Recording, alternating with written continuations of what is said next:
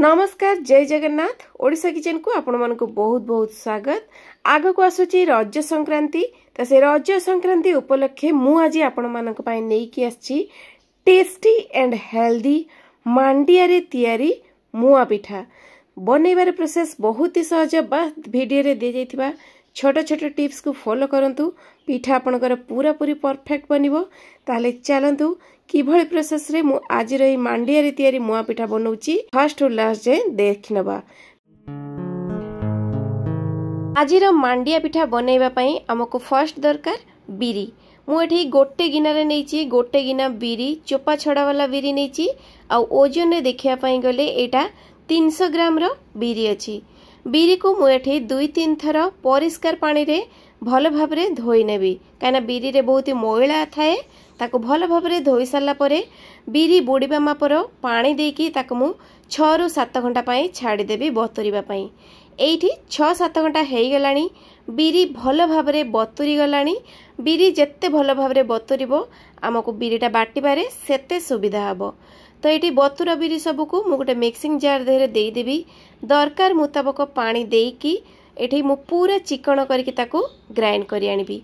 Grind कर सारी की ताको गोटे बड़ जगह को बाहर करनेबी जहा फल रे बिरी हमको फेणीबारे सुविधा हबो आ फॉर्मेट हबारे मध्य सहायता करिवो भल भाबरे।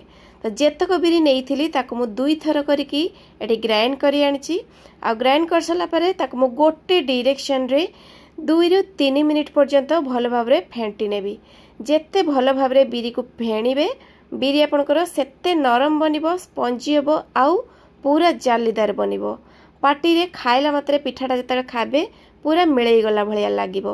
तो एठी मु नउची मांडिया चुना गोटे गिना बिरी को मु एठी नउची 1.5 गिना मांडिया चुना। मांडिया चुना इजिली ग्रोसरी दुकान ले मिली जिवो नहले ऑनलाइन मध्ये आपण ऑर्डर करि परिबे। आउ नउची मु आधा गिना सुजी भाग माप ठीक रखिबे। गोटे गिना बिरी डाली 1.5 गिना मांडिया चुना आधा गिना सुजी। सुजी देवा फल रे कोन हबो ना पिठाटा हमर पार्टी रे लागिबोनी पूरा गोटा गोटा है कि दाना दाना भलिया लागिबो बहुत बढ़िया टेस्ट आसीबो। तो ए सब को हमें भल भाबरे मिसेइबा। एठी देखि पारथबे पानी टिके शॉर्ट पडुची जो जारे हमें बिरी को बाटी थिले सेइथिरे अल्प पानी देकी से जार को धोईकी बिरी बटा पानी किछि मिसेई नबा।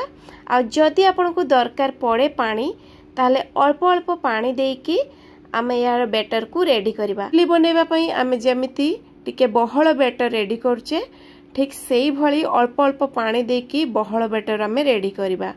तो एठी देखि परथबे बिरी बटा मांडिया चुना आ सुजी को मु भल भाबरे मिसेई नेकी गुटे बहळ बैटर रेडी करनेची। एबे मु याको 6 ରୁ 7 घंटा पई रेस्ट छाड़ीबी फॉर्मेट हवा पई। एपटरे बसई नेबी मु गुटे कड़ई पूरा धरिबा पई। तो प्रथमे मु एठी नेची 2-3 चम्मच खसा बा धला राशि को पूरा मीडियम फ्लेम रे मु एठी भाजी नेबी जेते पर्यंत राशि देहरु जानिबे गोटे बढ़िया बास्ना न आसची सेते पर्यंत भाजिबे आ पूरा मीडियम फ्लेम रे भाजिबे। राशि देबे पूरा जो आमे धरिबा पूरा टेस्टटा बहुत बढ़िया आसीबो। तो एठी 2-3 मिनिट भितरे राशि बढ़िया भाबरे भाजी हे गेलानी। एबे आमे याकू बाहर कर देबा। सेइथिरे मु दउची आउ गोटे चम्मच घियो दे गरम हे गेला परे देई देबा नडिया कुरा। मोडे पूरा पूरी गोटे नडिया को कोरी कि नैची पूरा टिके अधिका बनेइबे पिठा रे अधिका देबे जहा फल रे खाइबा पई पिठाटा टेस्टी लागिबो। किछि सेकेंड घियो सहित ए नडिया को भाजी नेला परे एठी दउची मु दरकार मुताबक जतक मिठा खाइबे सेही हिसाब रे दबा चीनी। मोटे चीनी नैची आपण चाहले चीनी बदल रे गुड़ मध्य नै परिबे जेहेतु मांडियार कलर आ गुड़र कलरटा टिके एका परिका अछि तो पूराटा भीतर को देखा जीवनी सेइथि पई मु एठी नैची चीनी। आपण चीनी बदल रे चाहले गुड़ को मध्य नै परिबे। एबे सब भाजी हे गेला परे आमे ऐड करबा किछि ड्राई नट्स जोंथिरे मु नैची किछि चेरी किछि काजू को खंड खंड करके काटिकी आउ किछि किशमिश। गोलमरीच गुंड मु एठी नैची हाफ चम्मच अदा छेचा नैची गोटे चम्मच बस एतक दे दबा। आउ जदि आपन को अलगा किछि दरकार बंग किंबा तेजपत्र इत्यादि आपन चाहिले ऐड करि परिबे। अधिका सुखैबा नै एई पूरा को टिके रस रसिया रखिबा। तो किछि समय याको भाजी सारला परे आमे जो धला राशि भाजिकी रखिथिले से सब को देई दबा आ किछि अल्प किछि समय बस 1 ରୁ 1.5 मिनिट चलै नबा आ एठी देखि परथिबे पूरा हमर पूरा पूरी भाव रे रेडी हे गेलानी आ ठंडा हबा पई छाडी दबा एपटरे देखंतु पूरा 7 घंटा परे मु आपन को देखौची हमर बैटरटा बहुत बढ़िया भाव रे फॉर्मेट हेची फुल्ली की पूरा ऊपर को आसी जाइची एबे हमें ई बैटर देहरे स्वाद देखि कि देई देबा लूण पिठार टेस्टटा फिक्का न आसीबा पई ता देहरे मु एठी दउची 2 चम्मच चीनी लूण देई देकी आम या पूरा हल्का हाथ रे गोलेबा बिल्कुल भी प्रेस देकी जोर जोर करके गोलेबेनी काइना पिठा देहरे जो एयर बबल्स गुड़ाक अच्छी से गुड़ा नष्ट हो आ पिठा टाण हो छोट टिप्सटा को निहाती मन रखिबे।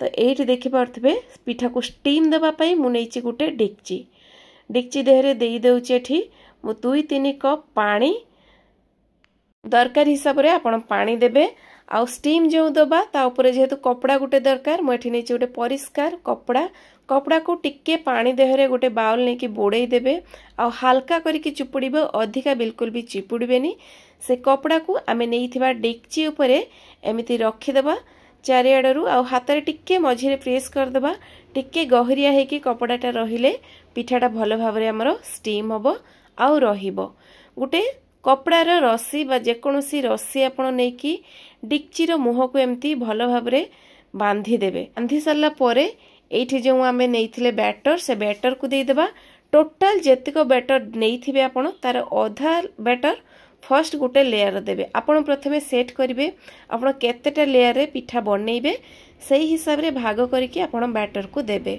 तो मु एठी जेहेतु 2टा लेयर रे पिठा बनेइबी से सेइथि पई मु आधा बैटर गोटे लेयर रे दे दोची आ गोटे लेयर रे देई साला परे जेतक पोरो मु जो धरथिली से पूरो को दे देबी पूरा टिके अधिका करके देबे पिठार टेस्ट भलो आसीबो।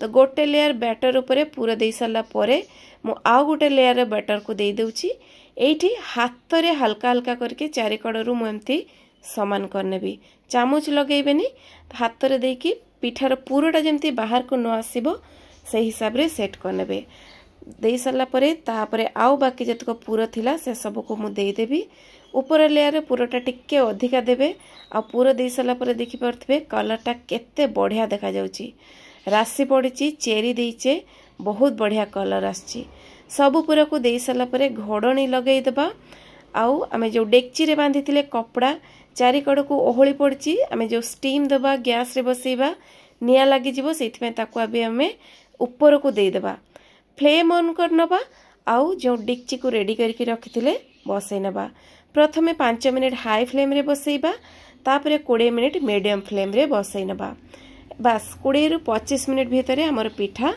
रेडी हे जिवो। एठी देखि पारथबे पूरा पूरी 20-25 मिनिट परे पिठा बहुत बढ़िया भाव रे रेडी हेची ऊपर को फुली आछि मध्ये पिठाटा बहुत ही नरम बनिची एबे हमें याकू गरम अवस्था रे काढिबानी किछि समय छाड़िबा ठंडा करिबा पई ठंडा हे गेला परे देखि पारथबे पिठा बहुत ही सहज रे एमती उल्टी देबा बहुत ही सहज रे बाहरी आसीबो बिल्कुल भी लागी जीवनी जदि लागी जाउ थाए टिके पानी हाथ दे देबे बस अति सहज रे बाहरी आसीबो। पिठा मु एठी उडे काटी की देखौची आपण मानकू देखंतु बहुत ही सहज रे काटी जाउची आ बहुत नरम बनिची एई भली प्रोसेस रे मु तो कहबी थरे आपण ए मांडिया चूना रे पिठा बनांतु काइना मांडिया चूना बहुत ही हेल्दी आ देखंतु पिठा केते नरम बनिची पूरा देखंतु मु हाथ रे एमती दबेई की देखुची आ पूराटा भीतर जेहेतु देइथिले बहुत रसाळिया बनिची निश्चय चाहिए मांडिया चूना रे आसुथिबा रजरे एई पिठा घरे बनांतु खांतु समस्त को खुआंतु। आजिरो रेसिपीटे जदि आपनको भल लागि थाए ताले प्लीज लाइक करंतु शेयर करंतु चैनल ले नुआ थिले प्लीज सब्सक्राइब कर दियंतु। तो ताहले पुणी देखा हबा आ गुटे नुआ वीडियो रे आ गुटे नुआ रेसिपी सहित से पर्यंत रहउची नमस्कार जय जगन्नाथ।